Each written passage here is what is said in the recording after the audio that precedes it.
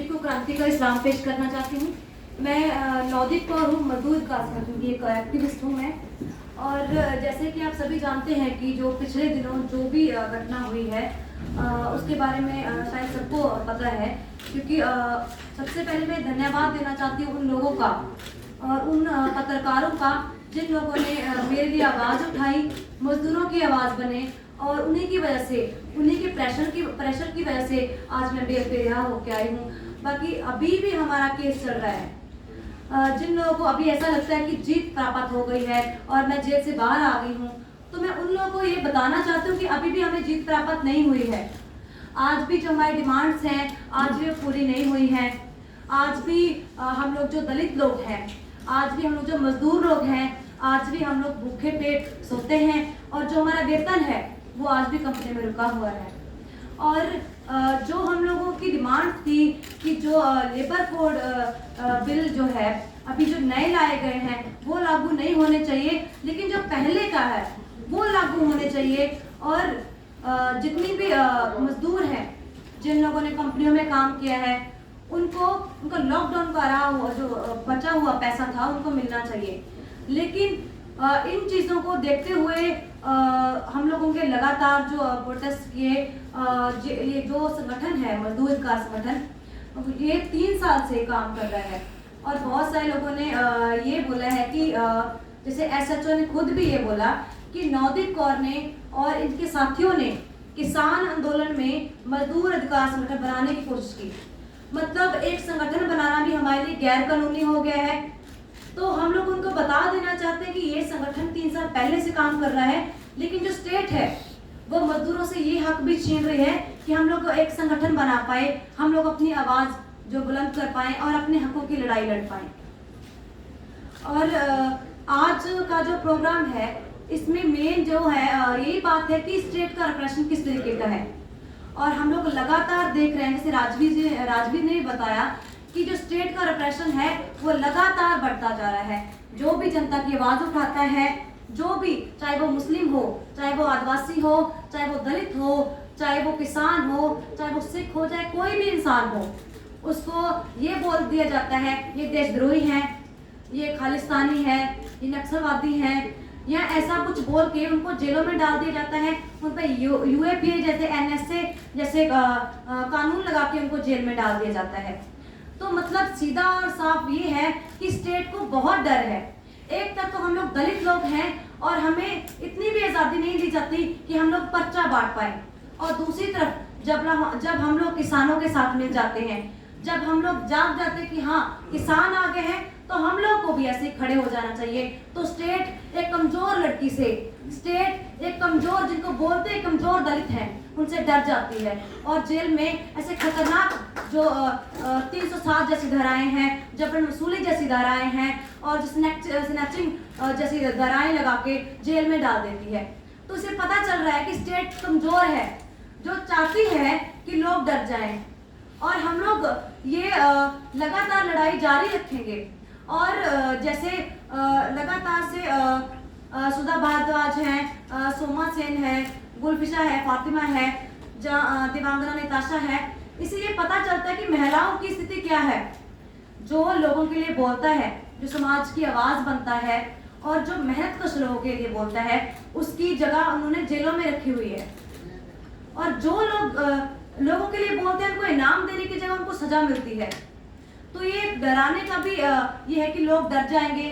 जो इनके मेन लोग बोलते हैं उनको अगर जेलों में डालेंगे तो जो पीछे की जनता है वो पीछे हट जाएगी और डर जाएगी। लेकिन जब मुझे अरेस्ट कर दिया जाता है तब ऐसा नहीं मुझे लगा कि ये जो आंदोलन है, जो किसान आंदोलन है, जो हमारे जो मजदूर हैं जो पीछे हट जाएंगे, और मजदूर और भी जोश के साथ आगे आए और लगातार से आवाज़ उठाई कि नौदीप कौर को रिहा किया जाए। और जितने भी जो किसान नेता हैं, मजदूर नेता हैं, जो पत्रकार हैं, जो सच में न्याय की आवाज़ उठाते हैं, जिनको लगता है कि हाँ गलत हो रहा है, जो उनकी आवाज़ बनते हैं, उनको अरेस्ट कर लिया जाता है।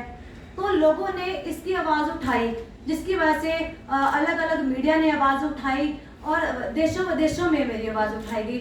उसके लिए मैं धन्यवाद बोलना चाहती हूँ। लेकिन महिलाओं के लिए मैं ज़रूर बोलना चाहती हूँ कि एक बहुत बड़ा सवाल है क्या आज हमारी महिलाएं सुरक्षित हैं? क्या दलित महिलाएं सुरक्षित हैं?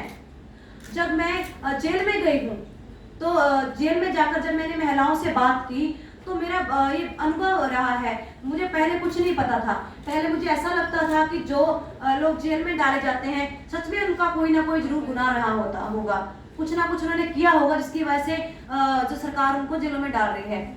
लेकिन जब मुझे पकड़ा गया है, जब मैं जेल के अंदर गई हूँ, तब मुझे ये एहसास हुआ है कि जो जनता की आवाज बनता है, जो स्टेट के खिलाफ बोलता है, उसको देशद्रोही ही बोला जाता है। और जो सरकार है वो पूरी तरीके से दलाली कर रही है। और जब मैं जेल में गई, मैंने महिलाओं से बात की, और जो आशा सुशीला है आज भी वो जेल में है, बुटाना रेप केस की जो बात है। और जब मैं उनसे बात की कि मेरा जो केस कुंडली थाने का है और कुंडली थाने में मेरे साथ ऐसा ऐसा हुआ है, मेरे साथ ऐसी मारपीट हुई है, ऐसा वायलेंस किया है, तो उन लोगों ने ये बात बोली कि ये तो बहुत आम बात है, हमारे साथ तो 15-15 दिन रेप हुआ है, भाई तो हाथ पैर तोड़े गए हैं, और जो पुलिस है वो जेंट्स पुलिस ही उनको वो मारती है, मतलब जो रिमांड है वो भी जेंट्स पुलिस रहती है, 3rd डिग्री टॉर्चर होता है, तो उनके लिए आम बात हो गई है। तो आप बिल्कुल अच्छे तरीके से जान सकते हैं कि जो पुलिस है उसका रवैया कैसा है। जो पुलिस है वो सिस्टम का एक टूल है, सरकार का एक टूल है जिसको यूज किया जा रहा है आम जनता के खिलाफ। उनका दिमाग नहीं है, वो एक मशीन है जो जनता के खिलाफ छोड़ दी गई है। जो भी आगे आता है जनता के लिए उसको पकड़ लिया जाता है और ऐसे खतरनाक कानून लगा दिए जाते हैं, ऐसे खतरनाक धाराएं लगा दी जाती हैं जिसकी वजह से वो हमेशा के लिए जेल में बंद हो जाते हैं। जे.एन. साईं बाबा जो 90% वो डिसेबल है, सिर्फ उसको इसीलिए उनको जेल में बंद कर दिया गया कि उनको ये बोल दिया कि इनका दिमाग खतरनाक है। किस तरीके से दिमाग खतरनाक है? चलो मुझे तो ये बोल दिया कि मैंने आगे से हमला किया, 307 लगा दिया, हालांकि उस दिन ऐसा कुछ हुआ भी नहीं था। और जे.एन. साईं बाबा के कौन से हाथ पैर चल रहे थे जो इनको जेल में यूएपीए लगा दिया गया? उनके खिलाफ कौन से ऐसे सबूत मिल गया कि उनके खिलाफ यूएपीए लगा के उनको अंदर बंद कर दिया गया? वो चल भी नहीं सकते, उनको सिर्फ इसलिए अंदर बंद कर दिया कि वो जनता के लिए सोच रहे थे। उन लोगों ने कोशिश की स्टूडेंटों को बोलने की कि आपको जागना चाहिए। इसीलिए जो स्टेट है उनको पता है कि जो आम जनता है अगर ये उठ खड़ी होती है, अगर किसान, मजदूर, दलित, आदिवासी लोग, मुस्लिम लोग अगर उठ खड़े हुए तो जो स्टेट है, जो सरकार है वो गिर जाएगी। क्योंकि हमें पता है कि जो हम लोग बोल रहे हैं कि कांग्रेस है, बीजेपी है, इनकी सत्ता है, लेकिन जो देखा जाए इनकी सत्ता नहीं है, दलाल लोग हैं। जो सत्ता है वो बाहर के लोगों की है। जो बाहर के बड़े बड़े देश हैं वो यहाँ पे इंटरफेयर कर रहे हैं, यहाँ की पॉलिटिक्स में वो लोग हैं। हालांकि चेहरे जो नरेंद्र मोदी जैसे हैं, राहुल गांधी जैसे हैं, आम आदमी पार्टी केजरीवाल जैसे हैं, मैं किसी का भी सपोर्ट नहीं करती हूँ, किसी भी पॉलिटिकल पार्टी का मैं बिल्कुल सपोर्ट नहीं करती हूँ। और वो लोग सिर्फ दलाल हैं, उनका सिर्फ चेहरा है सामने कि हाँ हम लोग कानून बना रहे हैं। अगर उन लोगों ने कानून बनाए होते तो आज वो वापस होते। इसीलिए पता चलता है कि इसके पीछे बड़े बड़े देश हैं जो यहाँ पे गुलाम करना चाहते हैं हमारे देश को। और जो हमारे दलित लोग हैं उनके खिलाफ कैसी धाराएं लगा दी जाती हैं जब वो बोलते हैं। और जो लेबर कोड है उसमें नए जो 44 को 4 में कन्वर्ट कर दिया गया है। इसमें सीधा सीधा दिख रहा है कि जो हम लोग मजदूर हैं उनको गुलाम बना दिया जाएगा पहले की तरह। और हम लोग कहीं पे भी जाके अपनी गुहार नहीं लगा सकते, कहीं पे भी हम लोग एफआईआर तक दर्ज नहीं करवा सकते, हमें यूनियन बनाने का अधिकार नहीं है, हमें बोलने का अधिकार नहीं है, महिला पुरुष का वेतन बराबर नहीं है। अगर हम बोलते हैं तो बोल दिया जाता है कि ये तो आप लोगों को बोलने का अधिकार ही नहीं है। जब टॉर्चर किया जाता है तो गंदी गंदी गालियां दी जाती है। आप लोग दलित लोग हैं, आपको किसने हक दिया कि आप इतने बड़े पुलिस अफसरों के सामने, बड़े बड़े करोड़पति जो कंपनी मालिक हैं उनके सामने बोले? आपको तो किसी ने अधिकार नहीं दिया है। आप तो गटर साफ करने वाले हो, आप तो कंपनी में काम करने वाले, मजदूरी करने वाले लोग हो। लेकिन जब देखा जाता है कि जब काम करवाना होता हो, गटर साफ करवाने होते हैं, जब ऐसे काम करवाने हो जो इंसान नहीं कर सकता, जिसके लिए मशीनों की जरूरत होती है, मशीनें भी फेल हो जाती हैं, तब सबसे पहली लाइन में कौन आता है?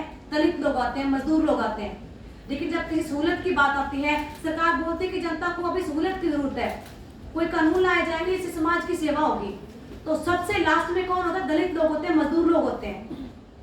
और हम लोग ये जान पा रहे हैं, हम लोग देख पा रहे हैं, और जिनकी जो सोच है, जो आगे देख पा रही है, जो जनता को जगाने की कोशिश कर रहा है, और उससे स्टेट को डर लग रहा है, स्टेट कमजोर है, हम लोग को ये पता है कि स्टेट कमजोर है, लेकिन हम लोग यही बोलना चाह रहे हैं कि हम लोग जो जनता है वो बहुत पावरफुल है। मजदूर, किसान, आदिवासी, मुस्लिम, जितने भी लोग हैं अगर इकट्ठा हो जाते हैं तो ये चार लोग कुछ भी नहीं कर सकते। और हम लोग तो यही समाज बनाना चाहते हैं कि जिसमें आम जो मजदूर है, किसान है, जो कास्ट है, वो धर्म है, उसके आधार पे बांटा ही ना जाए। तो जो सरकार है वो तो यही इसी वजह से बांटती है। जब वोट पॉलिटिक्स होती है तो क्या बोला जाता है कि ये तो सिख है, ये हिंदू है, हिंदू खतरे में है, मुसलमान जो बाहर से आए लोग हैं, जो मुसलमान तो आतंकवाद फैला रहे हैं, जो खालिस्तानी है ये तो बोल रहे हैं कि हम तो अलग होना चाहते हैं, हालांकि ऐसी तो बात ही नहीं है।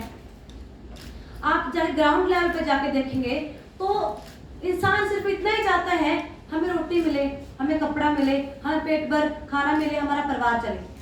किसी को ऐसा नहीं पड़ा कि हमें खालिस्तान बनाना है, किसी को ऐसा नहीं पड़ा कि हमें तो अलग ही देश में रहना है और हमें तो खतरा है, हिंदुओं से खतरा है, मुसलमानों से खतरा है, सिखों से खतरा है। तो ये तो बना दिया जाता है। और जैसे लगातार से महिलाओं के साथ होता रहा है, हाथरस की घटना है, उसमें पता चलता है कि इसमें पुलिस स्टेट का हाथ है और पुलिस ही रेप करती है। गुड़मंडी का केस है, बुटाना रेप केस है और कुंडली में एक रेप केस हुआ है जिसमें 15 दिन लड़की के साथ रेप हुआ। उसमें साफ जाहिर है कि पुलिस का चरित्र किस तरीके का है। पुलिस खुद रेप करवाती है और बोला ये जाता है कि पुलिस तो आपकी सुरक्षा के लिए है, लेकिन हमें पता है कि पुलिस हमारी सुरक्षा के लिए नहीं है। पुलिस सिर्फ टूल है, हमें दबाने के लिए है पुलिस। और जो पॉलिटिकल प्रिजनर्स है, मैं उनके लिए स्पेशली बोलना चाहती हूँ कि उनको रिहा किया जाना चाहिए। जो आज भी हमारी डिमांड्स हैं वो पूरी नहीं हुई है। जो किसान है वो सड़कों पे बैठे हैं, वो खुद अपनी फसल उगाते हैं, बच्चों की तरह पैदा करते हैं फसल को, और उनको अभी भी आज़ादी नहीं है कि वो अपनी फसल का रेट खुद तय कर पाएं। मजदूर इतनी मेहनत करता है, खून पसीना बहाता है, फिर भी वो खाली पेट है। जो महिलाएं हैं बहुत ज़्यादा काम करती हैं, फिर भी उनको पुरुषों से समान वेतन ही मिलता है। और जो मजदूर हैं उनको लेबर लॉस लेके आए जाते हैं, लेकिन इंडस्ट्रियल एरिया है, चाहे कुंडली हो चाहे कोई भी हो, वहाँ पे लागू ही नहीं किया जाता है। जो वेतन है, न्यूनतम वेतन बोल दिया जाता है कि न्यूनतम वेतन है जो आपका वो इतना है, लेकिन जो सही में वो इतना नहीं होता। जैसे 9,500 तो यहाँ पे है कुंडली में, लेकिन मिलता कितना है 5-6 हज़ार। और वो भी 4-4 महीने 5-5 महीने आप काम करो, ठेकेदारों के सामने आप गिड़गिड़ाओ, आधा पैसा ठेकेदार रखेगा, फिर आपको बोलेगा कब मिलेगा पैसा। धीरे धीरे उनको टाल टोल किया जाता है। जब वो पैसा मांग जाता है या तो बोलते हैं कि आप किसी और कंपनी में काम करो, हम आपको पहचानते ही नहीं है। तो कहाँ जाएगा मजदूर? उनके पास इतना पैसा नहीं है कि वो जो कानूनी तौर पे लड़ पाए और वकीलों को पैसा दे पाए। जिसकी 7,000 सैलरी है वो 20-40 हज़ार वकील को कैसे दे सकता है? तो ये तो राइट है हमारा कि अगर कोई ऐसा कानून पास होता है जहाँ हमें कुछ मंजूर नहीं है तो हम लोग अपना धरना प्रदर्शन कर सकते हैं, लेकिन आज तो हमें वो भी नहीं आज़ादी है। तो देखा जाए तो आज के टाइम पे सिस्टम है जो इतना खराब हो गया, इतना खोखला हो गया है कि हम लोग जो मेहनत कश लोग हैं अपनी आवाज़ नहीं उठा पा रहे। और फांसीवाद है जो अपनी जड़ें फंसा रहा है, उसकी जड़ें मजबूत होती जा रही हैं फांसीवाद की, क्योंकि जो आम जनता है उसको दबाया जा रहा है और जो लोगों की आवाज़ उठा रहे हैं उनको दबाया जा रहा है। और जो मेन मुद्दा है जो मुझ पर लगाया गया और जो मजदूर अधिकार संगठन के बहुत सारे जो और भी लोग हैं जिसको बोल दिया कि अन्य लोग जिनके नाम भी नहीं पता है, उन पे भी ये लगा दिया कि जबरन वसूली। जबरन वसूली, आप बताइए कि जबरन वसूली, हमारा अपना हक मांगना, वेतन मांगना क्या जबरन वसूली हो गई? और बहुत बड़ा सवाल तो ये बनता है, जो मजदूर कंपनी में काम करता है 12-12 घंटे, 24-24 घंटे दिन रात शिफ्ट लगाता है, क्या वो करोड़पति मालिक से जबरन वसूली कर सकता है? अगर ये जबरन वसूली होती तो क्या जो 300 लोगों के पैसे हम लोगों ने पहले दिलाए, क्या वो कंपनी मालिक बेवकूफ थे कि जबरन वसूली देते रहे और FIR तक दर्ज नहीं हुई उनके खिलाफ? हमारे खिलाफ बिल्कुल भी। तो बात ये सीधी साफ है कि ये जानबूझ के खतरा महसूस हो रहा था स्टेट को कि जबरन वसूली बोल दिया जाए ताकि इनका जो मुद्दा है यहीं पे बंद कर दिया जाए। जो ये मजदूर हैं उठ रहे हैं उनको यहीं पे दबा दिया जाए, क्योंकि सबसे बड़ी जो खतरा उनको ये लग रहा है कि जो किसानों के साथ हम लोग मिल गए थे, क्योंकि जब ये नवंबर में 26 नवंबर किसान आंदोलन यहाँ पे शुरू होता है, तो 26 नवंबर से ही जो मजदूर अधिकार संगठन है किसानों के सपोर्ट में बैठ जाता है। तब क्या होता है कि हम लोग लगातार से कोशिश कर रहे थे कि जो मजदूरों को इसमें शामिल किया जाए, क्योंकि मजदूरों का भी बहुत बुरे तरीके से बहुत हाई लेवल पे शोषण हो रहा है। और जो किसानों की मांगे हैं वो बिल्कुल जायज़ हैं कि जो इन लोगों ने एक कानून जो लागू करने के लिए बोला है कि जो आप कितनी भी लिमिट में स्टॉक कर सकते हो, तो आप सीधा सीधा बताइए कि प्रभाव किस पर पड़ेगा? मजदूरों पे पड़ेगा, मिडिल क्लास पर पड़ेगा, दलितों पे पड़ेगा। तो जब हम लोग ये मुद्दा उठाते हैं, हम सपोर्ट करने के लिए 2000 मजदूरों को लेकर मजदूर हड़ताल करते हैं और मार्च करते हुए स्टेज पे जाते हैं और मैं बात रखती हूँ मजदूरों की तरफ से, तो तभी से टारगेट करना शुरू कर दिया जाता है। फिर हम लोग किसानों को देखकर जोश में आ जाते हैं कि चलो हम लोग भी अभी किसानों के बैठे हैं किसान, तो अभी हम पर कोई हमला नहीं होगा। तो जब पहले हम लोग पर्चा भी बांटते थे, मजदूरों को बोलते थे कि जो ये लेबर लॉस लाए जा रहे हैं, हम लोग यूनियन नहीं बना सकते, हमारी जो सैलरी है वो हमें कम दी जाती है, या फिर हमें यूनियन बनाने का अधिकार नहीं, छटनी हो सकती है, कभी भी कंपनी से बाहर निकाला जा सकता है। तो ऐसे पर्चे लिख के जब हम लोगों में बांटते थे, मजदूरों में बांटते थे, तो हम पर हमला हो जाता है। हमें इतनी भी आज़ादी नहीं थी हम लोग पर्चा भी बांट पाए। तो जब किसान आंदोलन होता है तो मजदूर देखते हैं कि किसान अगर बैठे हैं अपनी मांगों को लेकर, तो हम क्यों नहीं बैठ सकते? अभी तो किसान है, कौन हमला करेगा? इतने लाखों लोग बैठे हैं तो कौन हमला कर सकता है हम पर? तो हम लोग ने किसानों की सपोर्ट लेते हुए इकट्ठा हुए, हमने हेल्प डेस्क लगाया किसान आंदोलन के बीच में, जो निकटम चौक है वहाँ पे हम लोगों ने हेल्प डेस्क लगाया, जिसमें हम लोगों ने लिखा कि अगर कंपनी मालिक या ठेकेदार आपको पैसा नहीं देता है तो आप मजदूर अधिकार संगठन के पास आके कंप्लेंट दर्ज करवा सकते हो। तो लगातार मजदूर बढ़ते गए, आते गए, तो हम लोग जो मार्च करते हुए जाते और जिस कंपनी में लॉकडाउन का पैसा रुका हुआ है, वेतन रुका हुआ है, वो वेतन लेने के लिए हम कंपनी के बाहर जाते थे और शांतमय तरीके से बैठे धरना प्रदर्शन करते थे और अनाउंसमेंट करते थे कि जो कंपनी मालिक है वो बाहर आके मजदूरों का जो वेतन है वो दे। कुछ मालिक बोलते थे कि आप लोग जैसे बहुत देखे हैं, हम नहीं देंगे, क्या कर लोगे आप लोग की तो इतनी जरूरत कैसे होगी, आप मांगने आ गए। और कुछ जो छोटी कंपनियां थी वो कभी तो तुरंत दे देती थी 15 मिनट में पैसा, मतलब वेतन है जो, और जो कुछ सुबह में बोलते थे, कुछ शाम में बोल देते थे। जैसे किसी का 40,000 फंसा हुआ है 4-5 मेंबरों का, उसका 20,000 दे देते थे कि चलो बाकी हम लोग बाद में दे देंगे।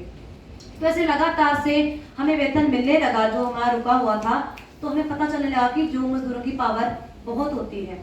तो ऐसे ही जब हम लोग एक मैगी की कंपनी थी, जब हम लोग गए वेतन लेने के लिए, तो उसमें जो क्विक रिस्पॉन्स टीम है वो 2 धड़ों में आती है, दोनों तरफ से हमला करती है और एकदम से आके हमला कर दिया जाता है और फायरिंग कर दी जाती है। फिर हम लोग आगे से जब बचाव करते हैं तो वो भाग जाते हैं। फिर हम लोग कुंडली थाना में जाते हैं FIR दर्ज करवाने के लिए। आधा घंटा लगातार हम लोग बोलते रहे, हम लोग नारे लगाते रहे कि उनके खिलाफ FIR दर्ज की जाए जिन लोगों ने हम पर गोली चलाई है, लेकिन पुलिस कुछ भी नहीं करती है। और हालांकि उनके खिलाफ FIR दर्ज करने की बजाय हमारे ही ऊपर FIR दर्ज कर दी जाती है कि तो जबरन वसूली कर रहे हैं। हम लोग SP को लेटर लिखते हैं कि हमारी कोई सुनवाई नहीं हो रही है, कि आप उनके खिलाफ FIR दर्ज करवाए, कार्रवाई की जाए जिन्होंने गोली चलाई है, लेकिन उसका कोई रिस्पॉन्स नहीं आता है। तो आप बताइए हमारे पास कौन सा रास्ता है? आप खुद बताइए, अगर हम गलत हैं तो कौन सा रास्ता बचता है हमारे पास? ये तो संविधान ने हक दिया है कि आप शांतमय तरीके से धरना कर सकते हो, तो हमारे पास एक ही रास्ता था, वो था धरना प्रदर्शन करना, एकजुट होकर मिलकर धरना करना। वो हम लोगों ने किया, वही कोशिश थी हमारी कि जो लोगों के बचे पैसे, जो वेतन है वो दिलाया जाए। फिर हम लोग दोबारा जब 12 जनवरी को हम लोग जाते हैं कंपनी के सामने, तो 2 कंपनियों में ये बोल दिया जाता है कि आपको सुबह के टाइम में, कल सुबह या शाम में आपको पैसे मिल जाएंगे, जो आपका वेतन है वो मिल जाएगा। जब तीसरी कंपनी में हम लोग जाते हैं तो कंपनी का गेट बंद कर दिया जाता है। तो हम लोग आधा घंटा लगातार वहाँ पे नारेबाजी करते हैं, बैठते हैं। तो क्विक रिस्पॉन्स टीम और पुलिस साथ में आती है और क्विक रिस्पॉन्स टीम साइड पे खड़ी हो जाती है और एकदम से पुलिस आके लाठीचार्ज शुरू कर देती है और तितर बितर करने की कोशिश करती है। और जब मैं बोल रही थी और एक लड़की और भी थी, और जो लोग बोल रहे थे उनको सीधा खींचने की कोशिश की जाती है। कोई भी महिला कांस्टेबल नहीं थी वहां पे, और मुझे बालों से गले से पकड़ के खींचा जाता है, बुरे तरीके से लाठीचार्ज किया जाता है। ऐसा माहौल पैदा कर दिया जाता है कि लोगों को मजबूर होना पड़े छुड़वाने के लिए।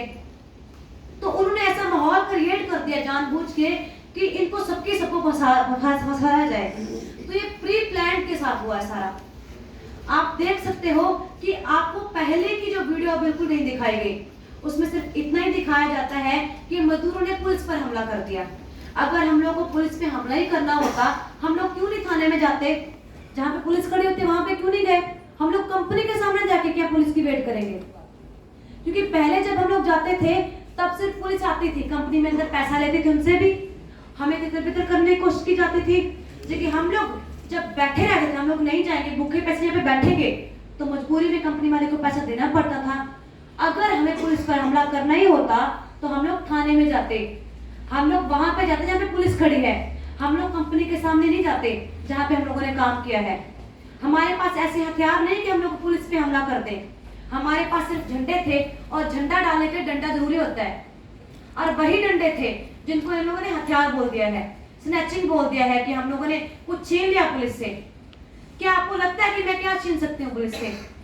क्या मैं मर्डर कर सकती हूँ? किसी का मर्डर करने की कोशिश कर सकती हूँ? कि जो मेरे साथी हैं वो मर्डर करने के लिए गए थे, किसी को मारने के लिए गए थे? तो ऐसी ऐसी धाराएं लगा दी जाती हैं कि हम लोग को, जब मैं थाने में थी, ऐसी गंदी गालियां दी गई। बोला गया कि आप लोग गटर साफ करने वाले हो, आप लोग को तो जेल में होना चाहिए, आप लोग को तो काम करना चाहिए, ऐसे ऐसे काम जो आपको दिए गए हैं। आपको किसी ने हक नहीं दिया है कि आप अपनी आवाज बनो, आप करोड़पति के सामने सर उठा के खड़े हो जाओ। तो बात यही है कि सीधा सीधा साफ और स्पष्ट शब्दों में मैं यही कहूंगी कि हमारी कोई जीत नहीं हुई है कि जो मैं बाहर आ गई हूँ। जिन लोगों को ये लगता है कि चलो नौदीप बाहर आ गई, बेल मिल गई, तो उनको खुशी होगी और जीत प्राप्त होगी। मैं आज भी खुश नहीं हूँ, सिर्फ मुझे बेल मिली है, इसी वजह से मैं खुश हूँ कि लोगों ने आवाज उठाई है। और ये पहली बार मुझे लगता है हुआ है कि किसी मजदूर महिला को इतना ज्यादा सपोर्ट मिला हो। क्योंकि हम लोगों ने देखा है कि बहुत सारे लोग हैं, किसान जो नेता हैं, किसान जो लोग हैं, मजदूर लोग हैं, पत्रकार हैं, आदिवासी हैं, मुस्लिम लोग हैं, वो आज भी जेल में बंद के लिए आवाज नहीं उठ रही। लेकिन उन्हें आज स्पोर्ट की वजह से, देशों विदेशों की स्पोर्ट की वजह से, आम जनता की वजह से, जो अच्छा मीडिया है उन्हीं की वजह से आज मैं बेल पे बाहर आई हूँ। लेकिन ये हमारी जीत नहीं है। हमारी जीत तब होगी जब लेबर लॉस जो लागू किए जाएंगे, जो मजदूरों की सुरक्षा के लिए है, जब जो कानून रद्द किए जाएंगे जो किसानों के लिए बनाए जा रहे हैं, और जब महिला और पुरुषों का वेतन बराबर होगा, जब हमें बोल दिया जाएगा कि आप कहीं पे भी गुहार अपनी लगा सकते हो। क्योंकि जो अभी लेबर कोड बिल लाए गए हैं उसमें तो ये है कि आप कहीं पे भी नहीं जा सकते, आप कहीं पे भी अपनी जो विनती नहीं सुना सकते, आप संगठन नहीं बना सकते, आपको कभी भी कंपनी से बाहर निकाल दिया जाता है। तो क्या हम लोग यहीं पे बैठ जाएं कि मेरी बेल हो गई है, मैं अपने घर में बैठ जाऊं? जिन लोगों ने आज मुझे बाहर निकलवाया है, क्या मैं उनके लिए ना बोलूं? मेरे पास और कोई ऑप्शन नहीं है।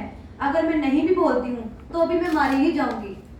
तो भी हम लोग दलित लोग हैं, जो उनका यही हाल होगा, कंपनी में मर जाएंगे, सड़क दुर्घटना में मर जाएंगे, गटरों में मर जाएंगे, खेतों में काम करते हुए मर जाएंगे।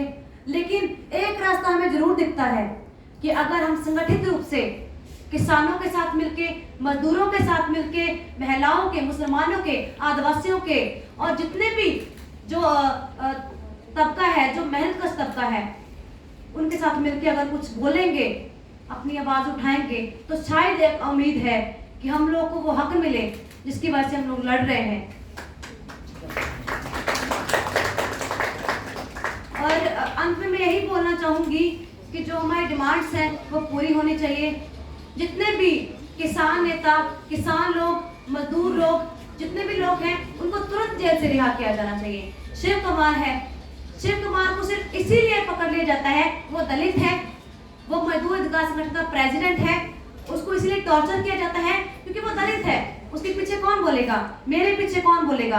पहले तो यही लगता था कि दलितों के साथ रेप करो, महिलाओं के साथ रेप करो, दलित महिलाओं के साथ, दलितों को मारो पीटो, कुछ भी कर दो, कोई नहीं बोलने वाला, क्योंकि पहले भी हम लोग देखते हैं कौन आवाज उठाता है हमारी, कोई भी नहीं उठाता है। तो उन्होंने यही देखते हुए इतना अत्याचार किया, शिव कुमार की हड्डियां तोड़ी, उसको सदमे में चला गया, उसके नेल निकाल दिए जाते हैं, उसको अवैध कस्टडी में रखा जाता है और पता भी नहीं चलता घर वालों को कि इसको पकड़ लिया जाता है। और घर वालों को काफी दिन बाद आके ये बोल दिया जाता है कि शिव कुमार कहाँ है, साइन करवा लिए जाते हैं। जो उनकी माता जी हैं वो मेंटली तौर पे डिस्टर्ब है, उनको कुछ भी नहीं पता है, तो ये फायदा उठा लिया जाता है कि हमें तो पता है। उसके बाद कोर्ट से भी कस्टडी ले ली जाती है और उसका रिमांड किया जाता है। आज भी शिव कुमार जेल में है। कोर्ट के ऑर्डर होने के बाद भी हम लोग देखते हैं कि पुलिस का जो चरित्र है, हरियाणा सरकार का जो चरित्र है, जो सिस्टम है हमारा, कोर्ट को भी नहीं मान रहा है। क्या उनके खिलाफ एफआईआर दर्ज नहीं होनी चाहिए? क्या वो देशद्रोही नहीं है जो कोर्ट की भी नहीं मान रहे हैं? हम लोगों ने तो ऐसा काम भी नहीं किया है जिसकी वजह से हमें जेल में डाल दिया जाता है, लेकिन जो कोर्ट की भी नहीं मान रहे हैं उनको उन्होंने करता बना दिया है। आज भी वो जेल में बंद है, उसको कुछ भी नहीं, मेडिकल सुविधा नहीं मिली, प्लास्टर लगा के उसको जेल में डाल दिया गया है, उसकी बेल नहीं मिल पा रही है, उसको किसी को मिलने नहीं दिया जा रहा है। हम लोग सिर्फ यही बात करना चाहते हैं कि जो महिलाएं हैं उनकी सुरक्षा के लिए कुछ कानून बनने चाहिए, कुछ ऐसा होना चाहिए कि हमें लगे कि हाँ कि महिलाएं सुरक्षित हैं। हम लोग देखते हैं कि थानों में रेप हो जाता है,